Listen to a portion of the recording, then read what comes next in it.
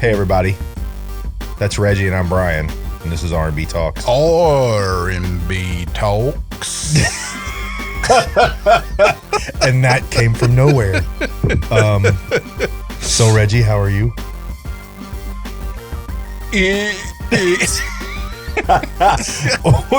This is actually a reshoot, but we won't go back into why it was a reshoot. Yes, well, my testicles were about to fall out of my overalls. I don't know how. But we had a, the notorious nip slip from the Super Bowl. Oh man. We had the male version. I don't understand, dude. I still don't understand. Like I don't either. When you sent me that photo, I was like, holy crap! I was like. I just didn't, because I'm wearing overalls, right? How could you expect that to be so defined, You could just, it was one of those, no, there was no doubt what we were looking at. Yeah. Like. This is the wrong audience. Bang. But we can talk about our human frailties on this show. That's what's beautiful about it. To those who would listen to this, wouldn't have mattered. Yeah, but for sure. But the few people that actually watched it on YouTube would be like, "Whoa!" and Reggie's self-respect. Yeah, woo, that was rough. That was funny. I spent there was a bunch of editing I had done already because I don't know, and then I didn't even notice it, and then once I did, I could not stop looking. Dude, when I saw it, this is going to sound really weird to say out loud, but I couldn't look away. I was like, what is going on? Yeah, I know. And it was just, I thought maybe you just, blip and then go. No, I just sat there. With those, he had his leg position, hiked up like this. I don't understand. As if he was conscious, but not conscious of what was happening. I just don't. I don't know. We will not be. Okay, we will not be broadcasting that episode. We'll be reshooting that episode. All right, and we're also... Tonight, I'm going to attempt to smoke my first cigar. Yes. All right. Now, I got Brian a couple of just Macanundo and a Romeo and Juliet, and they're mild. They're not, they're still handmade sticks. Yeah, I feel like this one is my better bet. Well, look, for the first time. Yeah, they're both small. Like that one just got a tube in it that makes it look bigger, but so I have a V cutter. That's what I prefer. What is a V cutter? Look, you're looking at a dude that has no knowledge. We'll go through it for the benefit of everybody here to know the humor in trying to cacking up along. Yes, I understand. So the end of the cigar is where you got to nip it off. Okay, nip it. It's almost like if you were a Jewish and you were going to get circumcised. You got to think about it that way. I dig it. But instead of this is called the shoulder, and that's really where the cigar kind of wraps over towards the end. And if you clip too much of that off, it'll start unraveling the cigar. It kind of makes it kind of get weird. But if you get the right cut, it's good. Okay. Now there's different kind of cuts. There's punches and all this. We're not going to get into all this, but I use a V cutter on most of the cigars. I just prefer. Okay. And what it does is, and of course you can't see it in the thing here, but it makes a V. In the cut. Okay. Like that. All right. Instead of taking the whole shoulder off, I prefer that one. So that's what I got on me. So I prefer what you prefer. Indeed. So, there's different. Here's an interesting cigar conundrum, or I would say topic that gets discussed and argued over as I sip from the horn of a ram. Indeed. When to take the label off, right? Okay. So some people it was more gentlemanly back in history to take the label off so you wouldn't be a show off of your fancy cigar if you had and it was like a gentlemanly thing to do to cut to remove it. Most of though today, there's not really a gentlemanly way to or whatever for the label. So it's all personal preference. What and some of the labels, like they go, wait, they have like a couple different labels. So obviously you got to take those off when you do it. But anyway, so when I've heard like Fuente or some of the other Fernandez or whatever talk about it, they usually say when you're enjoying your cigar, when it gets down close to the label, the glue will be a little warmer at that point, and it's easier to take it off, or you can just slide it off or whatever at that point without hurting anything. And that's usually what I do. I just kind of leave it on there until it gets down to the point, and then I'll take it off. And it's much easier to take off at that point now. Okay. With modern stuff, that sometimes these labels are a bear to get off. So that's just a little cigar. Okay. Whoop whoop. Well, most of the time, like I feel like in the movies when you see like the mobsters smoking the cigars, they never take the label off. Yeah, I mean now that's also because some of the mobsters and stuff are like gangsta, but they also smoke cigars that are like that big. No, I mean it's like it's a hog leg. This is actually a Presidente, which is like it takes a long time for this one. Yes. So that's what I love this one. This is the Gran Reserva with the Maduro wrapper, and it's one of my favorites. But okay, and I'm gonna go with the Macanundo. Yeah, I don't remember. Handmade, imported Macanundo. Yeah, now they actually, I mean, Macanundo was actually a Cuban cigar company, but we don't do Cuban cigars. So that's and I forgot why they grow. I don't particularly know why they do this one. Okay. But it's different. It has something on the label, but it's written so tiny. I know, it's very tiny. So obviously there's nothing secret about this. You just unwrap it, right? Push out the cigar. Yeah. You don't want to like manhandle that thing. But if you see that shoulder, right? Now you're going to do this because, I mean, it's part of it. Yeah. This is like the high quality work I'm doing here. Put you can figure that out, I suppose. Okay. So you just open it up. You just put the edge of the cigar against it. You don't have to press on it, right? Light pressure. Quick. And quick then snip. bam. Right. Now, okay. What I would do, okay. Got it. Is just give it a little puff and make sure you can draw through the cigar. Seems good. Like when you draw into it. Seems good. Okay. Okay. Now, here's the deal. Don't inhale this thing, for one. Yeah, I don't want to vomit all over your carpet. Sorry. And we're just being honest. I could not pass this because it looked like a lightsaber meets a phallic symbol. You know what that looks like, right? That looks like the most aggressive flashlight in history. I know, but it had a bottle opener on it. It actually even has a stand. You can even lock it and turn it on, and like what possibly could you need a stand for? But I was like, I gotta get it. It's just so stupid huge. It was like, okay. Here's how I light my cigar. Got it. All right. Now, what I like to do is I toast the end of it a little bit. All right, toast it. That's what I call it. But you're really just kind of warming up and sort of lighting the end, but you're not actually puffing on it yet. Okay. So what I do is I'll just take it, a little toasting, and go around the edges a little bit, just until it all looks like it's been burnt. Right? You see the little smoke. Okay, got it. Once it's like that, oh, this is hard to tell, dude.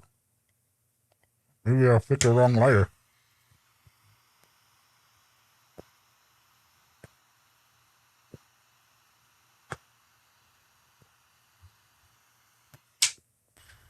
See? Okay. Now, and then I'm just small puffs. Small puffs. You don't want to. Don't be like trying to go gangster on it the first time, right? I'll hold this. Okay. Here. All right. All right. Okay. Okay. So now I'll hold the lighter. All right. Hang on. You can move the mic. Moving the mic. Ready?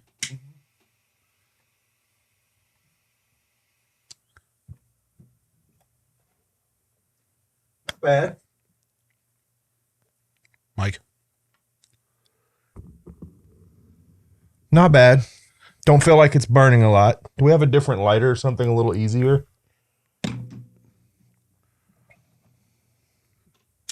What about this guy? Well, this will be easier than that one. Okay, that's a pipe lighter. That looks like a complicated lighter.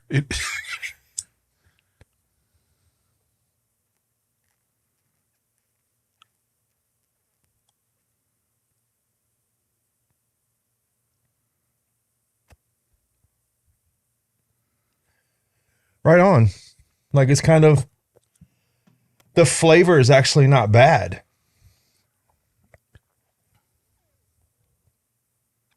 Just as long as you don't inhale, you're just sucking in the smoke. There you go. That's it. Not bad. Yeah. I figured it would have a much harsher taste, but it doesn't. Man. It doesn't at all. No. Like they make cigars with some freaking harsh taste going on, but no. My air filter kicked on.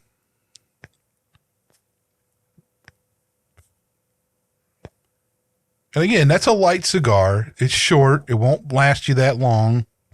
Nice. That's a handmade one, though. It's not some junk. I got to say, this nice little horn ale, little cigar in the night. Just I could get used to this. Why you got to get me hooked on things I don't want to do, man? Yes, you do. You want some stuff. You need some manly stuff.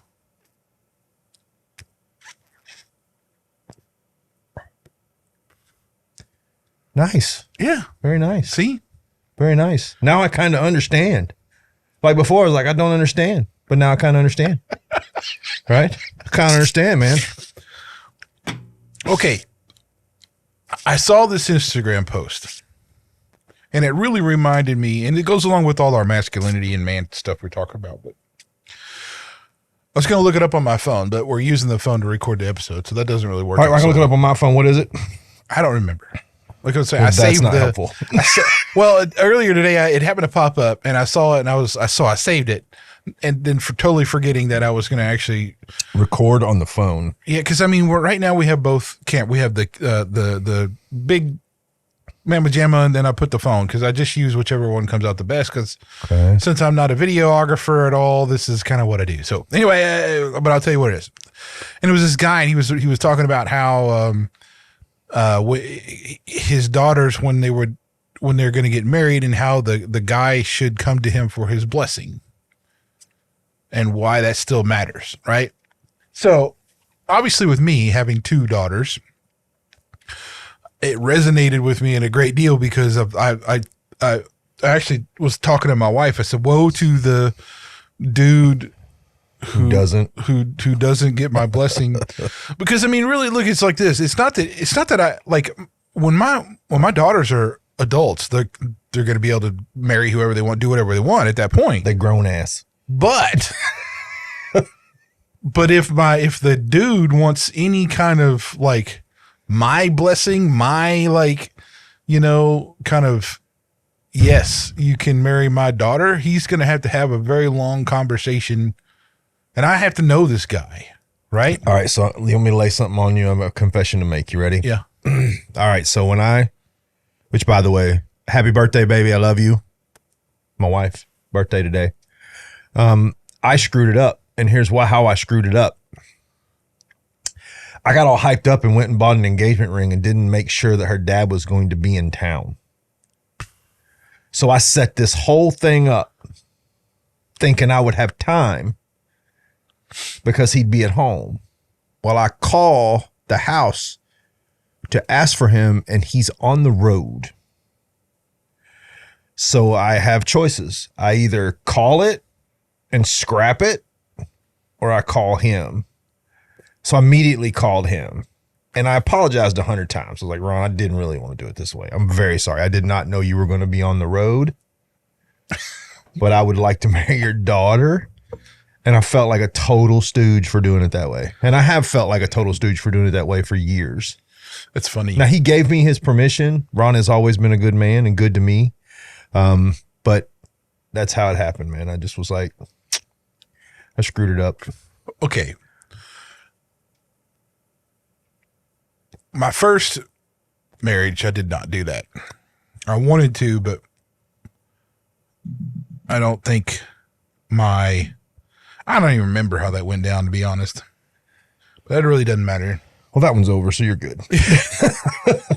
So, But I love not to be harsh, but I loved her dad, man. I mean, he's a really. don't you hate that? I loved her family, man. They're genuine people that I really loved. So, her mom called me son until she died. Yeah. I mean, I was always her son. Yeah. Like as soon as she accepted me, and it was funny. She told my friend, "Look, I've already accepted him as my son. That's all there is to it." So anyway, I called her not as often as I should, but we did speak a lot, and I'd make sure she knew what was up and all this stuff. But anyway, I digress. My second wife, though, when I met her, I made sure I got a hold of her dad, and I was like, "Hey, let's talk. When do you want to be around or whatever?" And so then we did. We had actually, I think we had a cigar. How did that go? I would like to know, like, sincerely. Well, how did that go? Because at that point in my life, like I'm a pretty confident individual. I'm already I'm a man. I've been acting like one, Yeah. So there was got your head not on straight. Yeah, there wasn't any like fear or anxiety. Really, it was just like, hey, just let you know, I want to marry your daughter. I'm just making sure that you're cool with it, because I knew he was. Right. Fair enough. We'd already, from all the conversations and stuff, I mean, we were cool. Like I already could figure that out. Okay. So there wasn't any. It was just like, hey, would like to marry. I know you probably know this already, but I'd like to marry your daughter. He's like, yeah, I figured as much. It's okay. That was it. Can I confess something? Yeah. The first time you introduced me to Julie, I knew you were getting married. The first time you introduced me to her. I even remember that day. You brought her to church. You and I were sitting at the table. You were like, we've been dating. I think you said like you've been dating for like a month. And the way you were talking about her, I was like, he's getting married.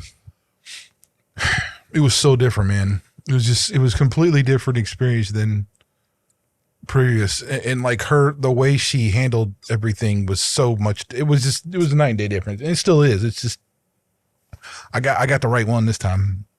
But anyway, so getting back to this, my daughters are important enough that who they marry is important, right? So yeah, for sure. So not only does the guy that wants to marry my daughter needs to know how important she is to me, yeah, but also what kind of man I am that has raised her in my own marriage and everything else too. So there's questions that like he probably will people probably have openly never asked him that I would ask him. Yeah. It'd be like, how many girls have you been with, both romantically and sexually? Like, do you engage in pornographic material? How often? Like what's your role? What do you feel like your role is going to be in a marriage, and there's a lot of things that would have to, that'd be discussed that he probably, he may have if he has a dad like, whatever that I would say, but we'd have a long conversation about stuff. Well, being on the flip side, raising boys, I found myself in a situation that I didn't think I would be in the sense that information that I wanted to have. And it's funny that you brought this up. My son, my oldest boy, has a girlfriend. She is a wonderful girl. Kind, sweet, polite. But when I found out that he had a girlfriend, I wanted to meet her. Like, we wanted to invite her over, sit down, have a talk with her. I met her dad, and that same thing is important to me, but I think it's for a different reason. I think it reflects the values with which I've raised my sons as to what type of woman they choose, right? Yes. And Caleb has chosen this really kind, generous, lovely girl. I hope that is the type of girl, whether they are together forever, it's a high school thing, I'm not sure. Yeah. Or whether but I want to make sure that he has standards for the woman that he's with, right? You need to have standards for what you expect from a wife. And I don't mean expect as in you're some kind of indentured servant, but just like a woman gets to have expectations of a husband, I think a husband gets to have the same types of expectations for his side, right? So it's very weird that you brought that up, because I mean, we were literally like, we need to meet her. We need to sit down. We want to have her over. We want to talk with her, right? So the way I told the way me and my wife has talked about guy-girl relationships when our kids are old enough is that they don't need to be girlfriend, boyfriend, all that stuff. That's really a terminology and stipulations, and comes with stigmas and expectations that we feel are not aligned with how we view the world. Now, whether or not that's going to stick, we don't know. But the point being is that, and this is even the way when I started dating after my first wife, this is how I approached it. We are getting to know each other. Yeah. We're nothing. You're a friend.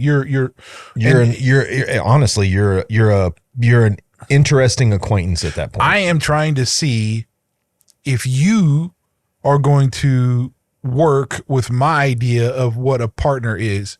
You should be looking at me the same way. Physical stuff doesn't need to be there. For sure. For sure. And even this is after being married and all that stuff. I still had this concept, right? So it was really, really that's the way we kind of wanted. And I actually told my stepson the same thing. Like, you don't need to have girlfriends, dude. Yeah. You don't need that you don't need that stigma. Like you're not looking for a short-term thing. You should be looking eventually for who your wife is going to be when you're ready for that. Until then, get to know girls, how they work, how you talk to them, how that all is. But leave the physical stuff until you find your wife. Well, that goes back to the old thing where I don't listen to what people say. I watch what they do. I can say anything. Reggie, I'm the king of Spain. I know. Whoa. But do I do what a king of Spain does? Do I, the thing about it is, I think it's more important to kind of sit back, ask questions, be interested, have conversations, but a lot of what you want to know will come in their responses. Like, how do they respond to, and I'm one that doesn't mind asking hard questions, right? Like, if you think that there's at all potential for us in a relationship, you're going to be okay with me asking some difficult questions. Well, yeah. Right? I mean, if that's part of who you are, and that's like, your personality and your character leads you to ask difficult questions that you feel like need to be addressed, and the other person, male or female, says is uncomfortable with those kind of questions and doesn't want to answer them, then there's something wrong. That's probably not going to work out, because if during your marriage, here's the thing, you're going to have a lot of tough conversations. Yeah. Yeah. I mean, and the way you handle those is important. But anyway, it was just like another tidbit about, the whole idea of like how marriage is different when you think about it as I should say this, dating is not the same or even existing. Well, I'm sorry, but I feel like when you get out of middle school, you leave the whole boyfriend, girlfriend thing behind, right? Like, well, yeah, but like we still have friends today, dude, that call them, I have a girlfriend. Yeah. Why do you have a girlfriend? Do you have a girl that's your friend? I would hope she's your friend if you guys are intimate on any level. And I don't mean sex. I mean, just intimate as in your conversations and the things that you talk about. Because that's another thing that kind of kicks me, man, is this goes back to when we talked about intimacy. There's intimate conversations you can have that have nothing to do with sex or any of that stuff, where those conversations are leading you down a path of maybe this is that person, right? Yeah. Because I think once you get past the beginning BS and you get to, well, this is how I feel like we're doing, right? And you start getting into deeper conversations, then you're entering into a whole different territory. And I don't think girlfriend or boyfriend applies at that point, right? Yeah. I mean, but I just think the whole stigma of dating is wrong, the way our culture handles that. It's the second date. This is what you should be doing. It's the fourth date. This is what you should. Yeah, bullshit. Anyway, but I don't know what it's going to be like because I mean, my daughter's got a while before they're into that realm. You know that whatever guy does something wrong has really got problems. Because after you're done killing him, I'm going to come kill him too. Man, it's like he's going to get double killed. How do you get double killed? We don't know, but we're going to figure it out. But I think my daughters, though, the way they seem, right? Yes. I think they'll be able to take care of themselves because I'm just saying. They're pretty, man, especially against each other. Like if someone were to hurt one of the two sisters, if one hurts one sister, that other one, holy cow, there's going to be like scorched earth happen, right? Yeah. But I don't know. But yeah, I mean, look, I am. So the difficult part about raising my daughters, right? Yeah. Is that it's hard. I have to and it's taken so long and I'm still working on it to tame my response down because they're emotional and even at little girls, they're really emotional and you have to if they were boys, I would be a lot tougher. So I've had to soften that up quite a bit, you know? And what's challenging though is to be a disciplinarian and make sure they know what's right and wrong, but also that I'm not so strict or restricted that they feel like they can talk to me about anything. You know what I mean? That's the tough part for me. For me, the way I've communicated it to the boys is simply this. And I don't know if maybe it's different, but for the boys, look, you can hide the facts and I'm going to find them. And that's going to make the conversation so much harder. Or you can just stand up and be like, hey man, I screwed up and here's what happened. Is there going to be consequences? Sure. Are they going to be half as tremendous and effective as I'm going to make them if you lie or if you don't tell me the truth? No. Right. Honesty.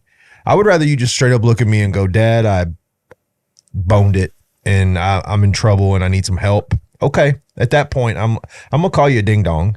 I'm going to tell you what you did wrong. I'm going to try to figure out how not to do it again, but I'm also going to be your father and help you, right? In any way I know how.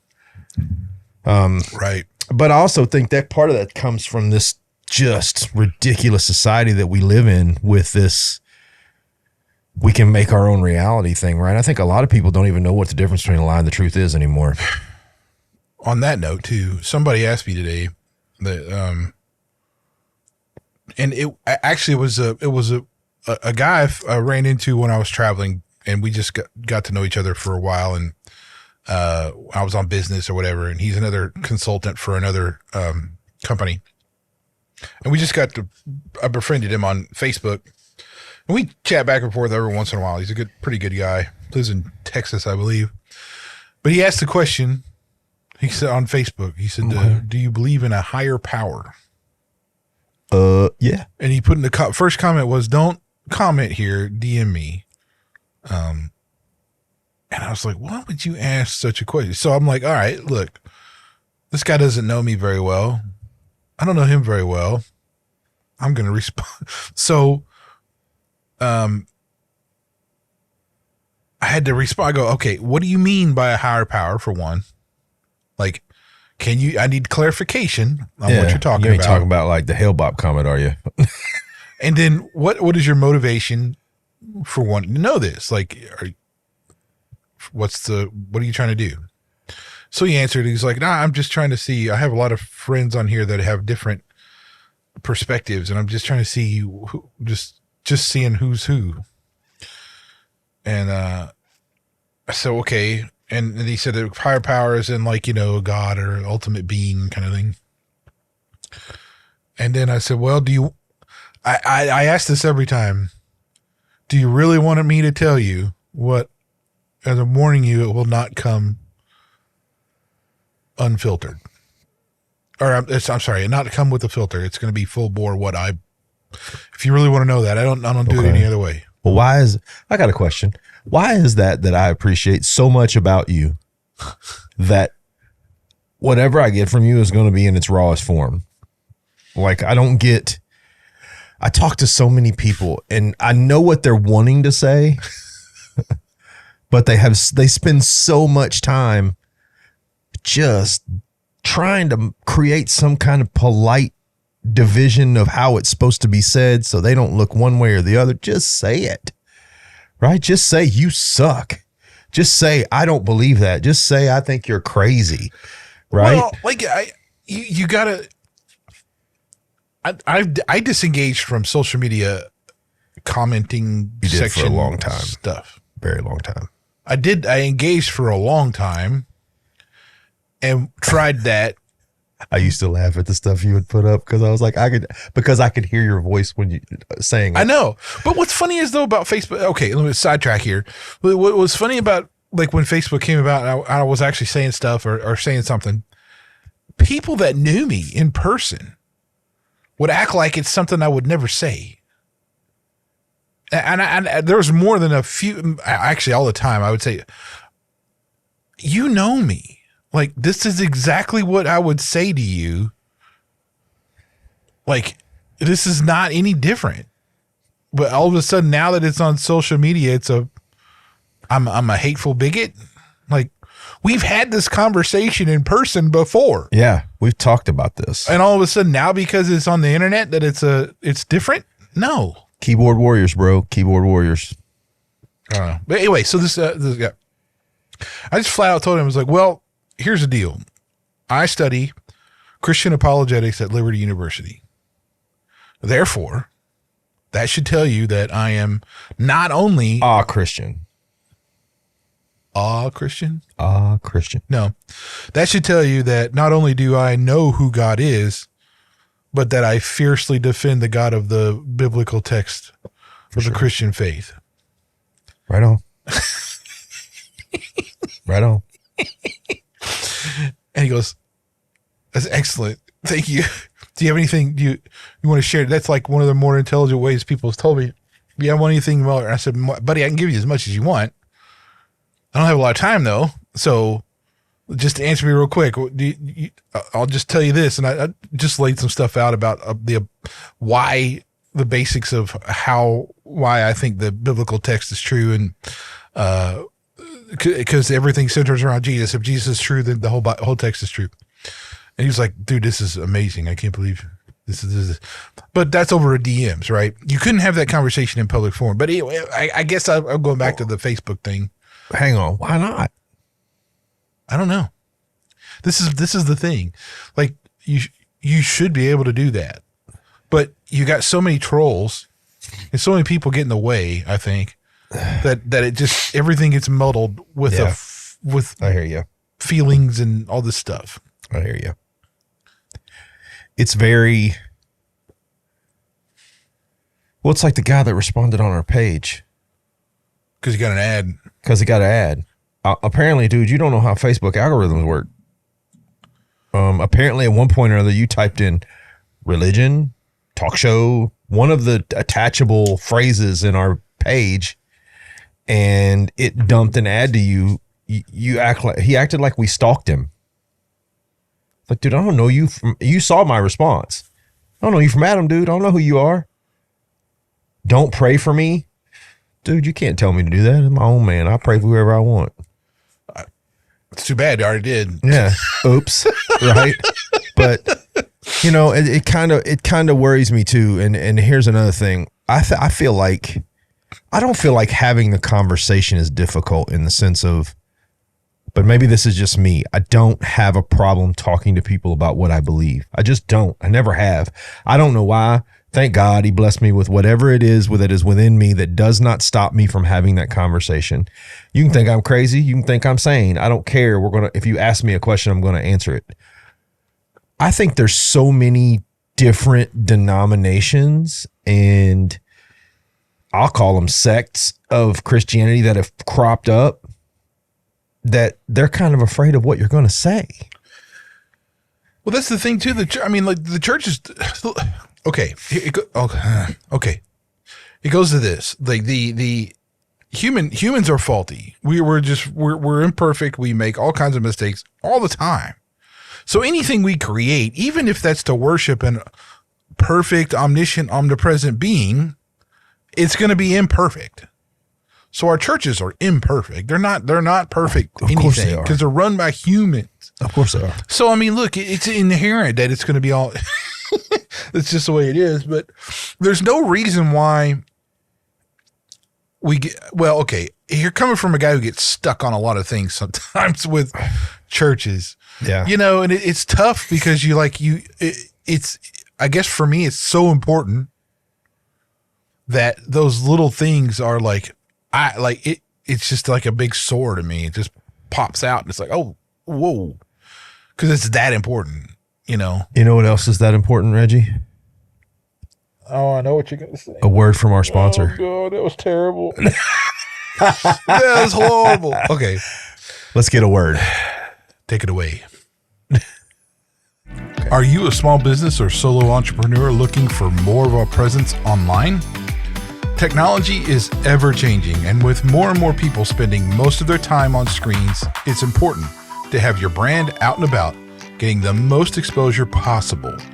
Worried about not having a big budget for website design or social media? At Edwards Managed Technology Computer Consulting, we cater to every business or solo entrepreneur's individual needs to come up with a plan that works for your product and your wallet. Interested in learning about how we can manage your online presence so that you can spend your time doing what you love to do instead? Visit www.emtcc.net to make an appointment or give us a call at 1-888-551-2770. Mention R&B Talks for 10% off your appointment. Remote and on-site options available. Okay, we're back. So speaking of topics, got some headlines. Reg, what you got, man? What you got, Reginald? Tell me what's happening. Let me do this, okay? Because we don't do this very often. So I have. Let me pull up. Well, never mind. I guess that's not even working. My news. The News 360 app I had now says, "Oops, try again." Okay, well let's just do the Apple News. Let's see if we have anything here. The one thing is like the Vivek Ramaswamy, which was like I really liked him a lot. Has bowed out, supported Trump. I think DeSantis bowed out. DeSantis bowed out now. So we have Nikki Haley and Trump. That's it. But I thought didn't she lose the primary? In She New lost Hampshire? 2, but she's the last thing I heard is she was going to stay in through her home state. Which I mean, at this point, you're so far behind in every state. And she's done some dumb cough moves over the last couple of weeks. She pulled the race card, which she has been absolutely battered for. Okay, whatever. It's always all right. So come on, give me. Let's a break. be clear. Nikki's Middle Eastern. Her family's Middle Eastern. I don't care. Instead of here's what got her. She referred to herself as the brown girl. And I think she did that because she was trying to move herself into the place of being sympathetic to the black vote. All she did was insult a whole bunch of black people. That's all she did, man. There was nothing about what she said that was sympathetic or empathetic and then she told some long story about losing a beauty pageant when she was like 4 because she was brown and they didn't have a category. And I was like, wait a minute, they had black children and white children, but they didn't have a place for you? The whole thing was suspect, right? It's always suspect when it comes to this nonsense. That's just idiotic. Well, okay. Yeah. So Apple News here. I don't have News Plus, so I don't know what that makes any difference or not, but just looking at the front thing, I never opened this, but I think that's the first time I've opened it. So, first thing on the top here is the Trump and Biden state general election has begun. Haley disagrees. So that's what we were just talking about. That's from the Wall Street Journal. So I guess they're what we just were talking about. Haley is still being in it. Reuters, UAW endorses Biden, says Trump stands against everything we stand for. Okay. Okay, now look, this is interesting. Yep. UAW, in case you don't know, is I don't know if it's the largest union organization, but it's one of the largest, right? Yep. The money that is involved in UAW is tremendous, and I don't have the statistics here or the actual like reference to like say anything, but the United Auto Workers like is neck deep into lobbying and stuff with the Democratic Party and have been for a long time. And if you think about a union, what they do anyway is they're restrictive and they seek to pull money from a mass of people into a central location to use for what purposes they see fit. Right? So it's kind of like they act like a little government over these people. Okay. Now they say they're for the people, and you'll get people that are hot about the union. Either they're really for a union or they're really against the union. I'm neither. I'm just saying that in the case for the UAW, I know that the dues for the UAW are pretty, and they do go and lobby for some things for the employees. Mm-hmm. But I do know that as I've had six. Let's see. Let me think about this. 6 close family members who have worked for a UAW for a long time and retired from there. And they'll all tell you the same thing. Like, you know, if a company guy says, hey, can you do this for me? If it's not directly attached to what you're supposed to do, you can actually cuss at him and tell him no and walk on, and doesn't matter. Even if you're just standing there. And it's just weird how some of the stuff that goes on with the union stuff, right? But And then at the end of the day, the union's going out and trying to get people like all this money per hour and all these benefits and stuff. But then then you got company CEOs and stuff that are making a fortune. It like doesn't solve anything, I guess is where I'm at, right? Well, if you look at the financial way that unions are put together, they're put together just like a corporation. The head of the union makes a crap ton of money. Regardless of how much he gets for his workers, he outpaces his workers by 100 times. Yet is the first one to holler about not making enough money. I think a great example would be Ford. You know, the new head of the union at Ford, making umpteen gujillion dollars. President Sean Fain. Yeah. So I mean, it's built just like a corporation, right? So, and let's be clear. I feel like unions have almost served their purpose. Because most unions nowadays don't protect your employment. It used to be that if you were a union, that it was very difficult to be let go from a job. Well, now I find that from what I hear and talk to people who have been in unions and have lost jobs, they just were out. Well, I think I don't want to talk about, because I don't have any research like right in front of me about unions. We should probably do that at some point to have like a discussion about unions. I would like to. Yeah, that'd be an interesting topic. Yeah. Ohio lawmakers ban gender affirming care for minors, overriding governor's veto. Do it. Good for them. So the governor vetoed that, and then the lawmakers kind of vetoed the governor. All right. Well, there you go. Yeah. When you're a douche and you do something stupid like that, guess what?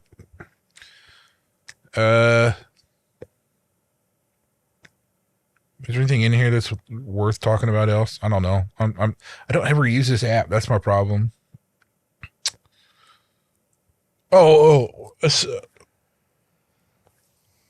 One thing, speaking of like unions and all this stuff, Business 101. That's what I'm taking this 8 weeks. Yeah, I know. You seem disenchanted. Well, it's one of those courses where you're like, so the first week was like, what is revenue? What is a stakeholder? What is profit? And so it is. All right. So tell me what you defined profit as. It's actually what's on top of the cost of materials and labor. So basically, the remaining amount of money after all overhead is covered. Profit. Okay. So a lot of people don't understand this, though. There's risk and in profit and risk. They're both tied together, kind of. Usually the more risky something is, the more profit you come out of it. Okay. So like, and that comes from like, this is a very perspective, subjective thing. So if you have a small business where their annual revenue is like $100K, them spending like $10K that's a lot, right? On something, on a new machine or whatever. Yeah. And so that's a risk. They're risking that $10K for something. So that should garner a bigger profit because of the risk they're taking that increases productivity or does something, right? But when in my circle of corporate loveliness, you're talking transactions that can get up into the billions of dollars when you talk about acquisitions. Okay. So for instance, OpenText, the company I work for, acquired Micro Focus a couple years ago for $6 billion, right? $6 billion. Yes. Billion. Okay. And you might say, well, that's a lot of money. It is. I mean, even for a company that like mine who's substantial, but that's still when your revenue is okay. So pre-acquisition, we reported 3.5 billion in revenue. You know, so I mean, you're talking a couple years of revenue for a company like that. If that garners you another, even if your revenue doesn't have to go up 6 billion in a year, it goes up $1 billion in a year. Yeah, you're doing good, right? Yeah. And it's, so I guess people have to understand perspective here. It's like when we talk about Donald Trump and like how he sees the world. Yeah. It's way different than what you do, Yeah. Like the business world has so many zeros on it. When you get up to a certain level, it's amazing just how little like $10,000 is, you know, for sure. But for a normal person, 10K is quite a bit, you know? So I don't know, perspective, I guess I'm just saying it's a reminder of a difference in perspective. Well, here's, a couple of headlines that I caught. Okay. Let's hear it. All right. So this one's been a bug in my crawl. I guess you know that the Biden administration sued Texas to cut down razor wire off the border. Oh, I did see that. Okay. Yep. So Abbott declared Texas has the right to self-defense from migrant invasion amid feud with Biden administration. I believe that our federal government far overreached by suing a state government. We set another precedent by doing that. Oh, I don't like what you're doing, so we'll just sue you and put all the federal government's money against your state's money, and we'll win because we'll tie you up so tight, right? I feel like if you want to put concertina wire on the border to protect your state and you're the governor and you're in charge and you feel like that's the right move, I feel like you should be allowed to do so to protect your state, especially if you're a borderline state to an invading country, because essentially that's what Mexico is at this point, is an invading country. They're pouring over hundreds of thousands at a time. Migrant caravans are coming across in record numbers. Dude, you got to do something, right? Like, you can't just kick the door open and say, come on in, right? The water's fine. Well, okay. And it's just numbers. Yeah.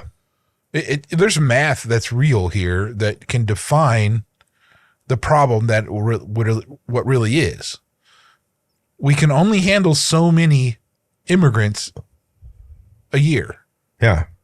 The country's only going to be able to sustain a certain number of immigrants. It's not, we don't have limitless resources. Yeah. And we do not. So it's easy. It's math. People do this math. It's like, it's all out there. What was that one? Numbers.org or something like that does that, right? Yeah. I think it's like everything else. Like I feel bad for people in like countries and stuff that are getting just, tyrannical and they're oppressed or whatever. I do. I mean, man, that sucks. But you know what? We were once that way too. I mean, you know, it's not like we just came to America and said and didn't do anything. I mean, we fought for our freedom. I mean, we had to stand up and say that's enough's enough, and we went after it. Yeah.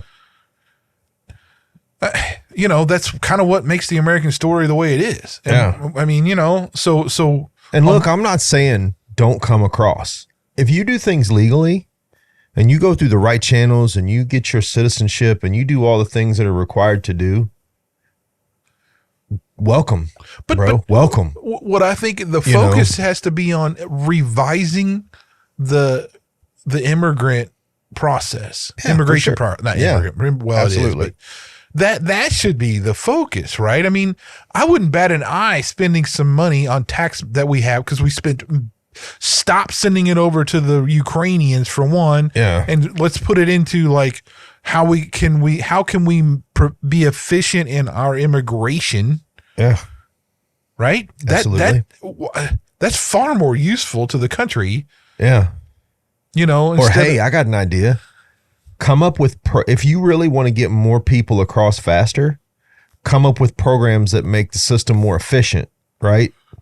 If that's what you want to do, that's fine. Like, instead of dumping all this money into lawyers and attorneys to represent people that aren't going to show up for court anyway, they said what? A whopping 8% show up for court for that hearing when they cross and get the attorney. So we're burning money on these attorneys. Instead of paying for these attorneys, take that money and invest it into the system and make it a more effective system. Yeah. Right.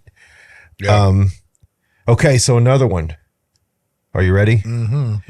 Major Cornell donor pulls funding over toxic DEI culture, pens letter calling for president's resignation. John A. Linseth said DEI has led to the moral rot at the university and dishonors the principles of free speech. There is a serious blowback coming right now. And if you're looking at it, when the bastions of free speech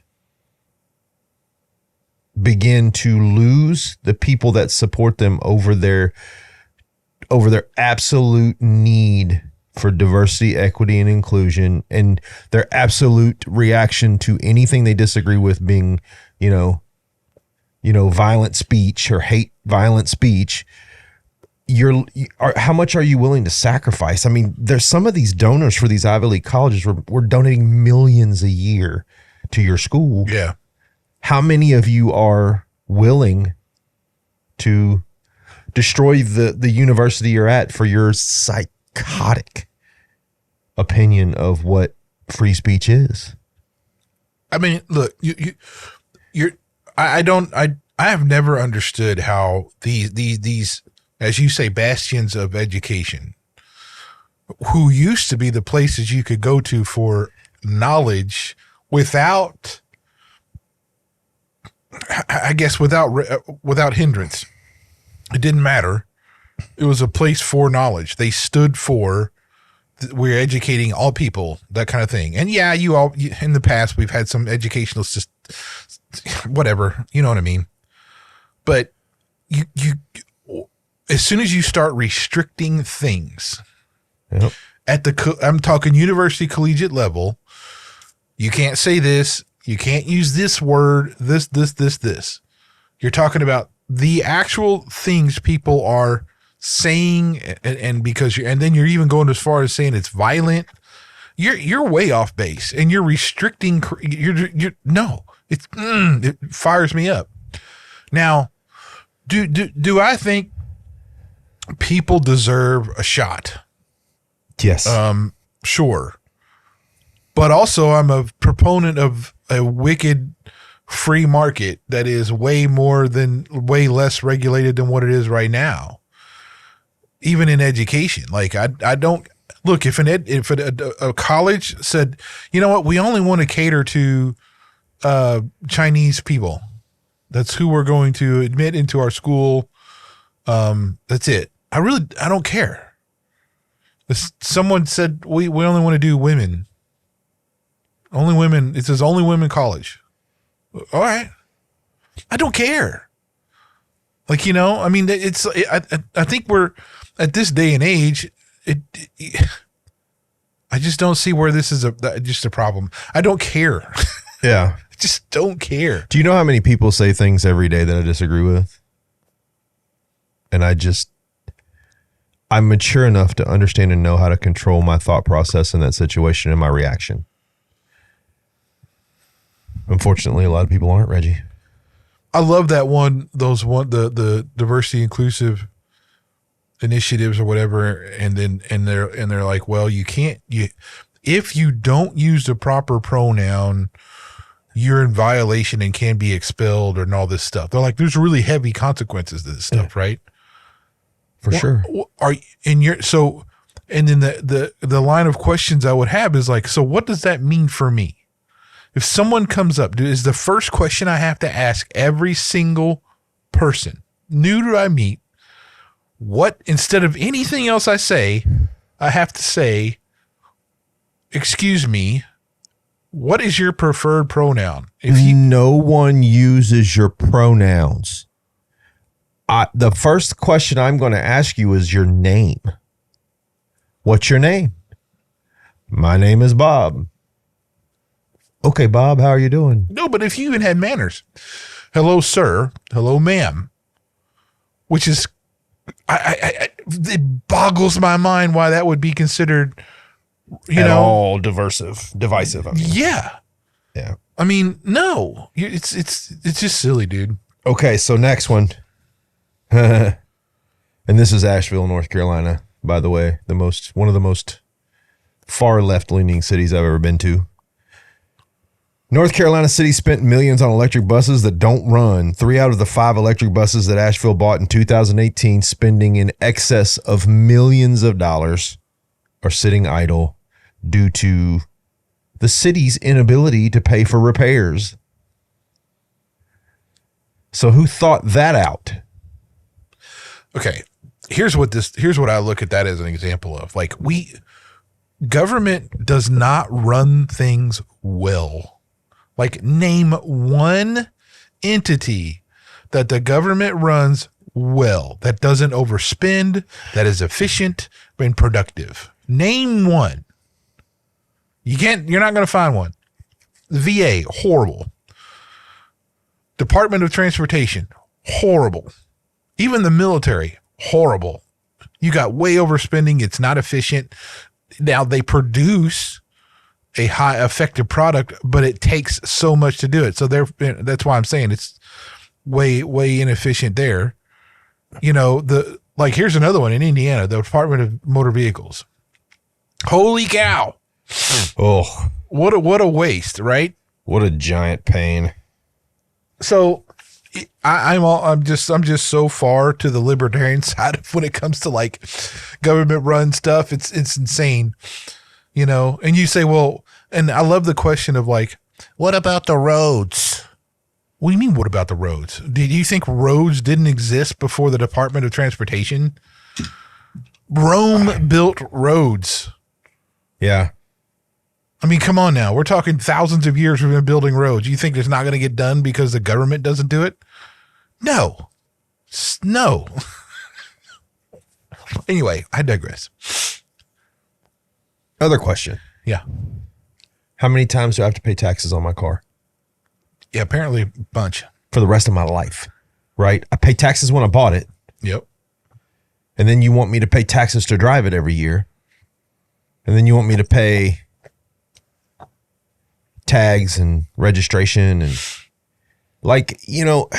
I hate to say this because it's a dangerous thing for me to say, but I kind of understand why some people are upset in the sense that, dude, why would I want to drive? Look at all the ridiculous, unnecessary financial responsibilities that are heaped on me as a driver because our states are irresponsible with their money. Look at the bridge tolls here. Oh, so pathetic. What they say, we're going to put tolls in until we pay for the bridge. Yep, bridge has been paid for.